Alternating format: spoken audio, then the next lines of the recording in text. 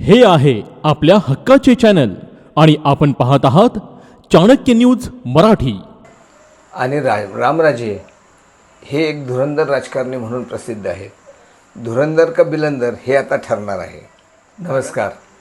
नुकत्याच झालेल्या जिल्हा परिषद पंचायत समितीच्या निवडणुकीनंतर आता स्वीकृत जिल्हा परिषद सदस्य व पंचायत समिती सदस्य यांचे वारे वाहू लागले आहे। नजीकच्या 8-10 दिवसामध्ये या निवडी होण्याची शक्यता आहे।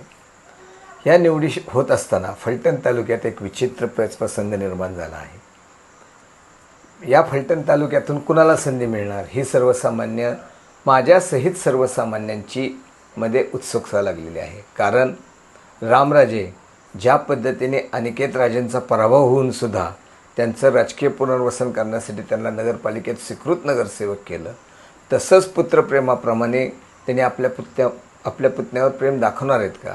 विश्वजित राजेंना जिल्हा परिषदेला संधी देणार आहेत का? खरं पाहता विश्वजित राजेंची इच्छा प्रचंड होती झालेल्या जिल्हा परिषद पंचायत समितीच्या निवडणुकीमध्ये निवडणूक लढवायची, पण रामराजेंनी त्यांना रोखलं आणि पक्ष आदेश किंवा काकाचा आदेश मानून विश्वजित राजे शिस्तप्रिय सैनिकाप्रमाणे थांबले। पण त्याचं फळ, त्यांच्या त्यागाचं फळ रामराजे त्यांना देणार का हा खरा प्रश्न आहे। हे देत असताना दत्ता अनपटवर अन्याय करणार का हाही मोठा प्रश्न आहे। कारण दत्ता अनपट हा सुद्धा अत्यंत हाडाचा कार्यकर्ता आहे, पण विश्वजित राजेंनी केलेला त्याग मोठा आहे। वास्तविक पाहता विश्वजित राजेंवर अन्याय झाला तर तालुक्यातील युवा वर्ग राजगटावर अजून चिडणार आहे। आणि रामराजे हे एक धुरंधर राजकारणी म्हणून प्रसिद्ध आहेत। धुरंधर का बिलंदर हे आता ठरणार आहे।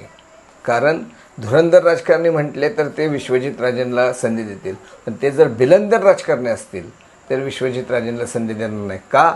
तर त्यांचं राजकीय वजन तालुक्यामध्ये जिल्ह्यामध्ये वाढायला नको, म्हणून त्यांना मी धुरंधर का बिलंदर असं म्हणतोय। हे आहे आपल्या हक्काचे चॅनल आणि आपण पाहत आहात चाणक्य न्यूज मराठी।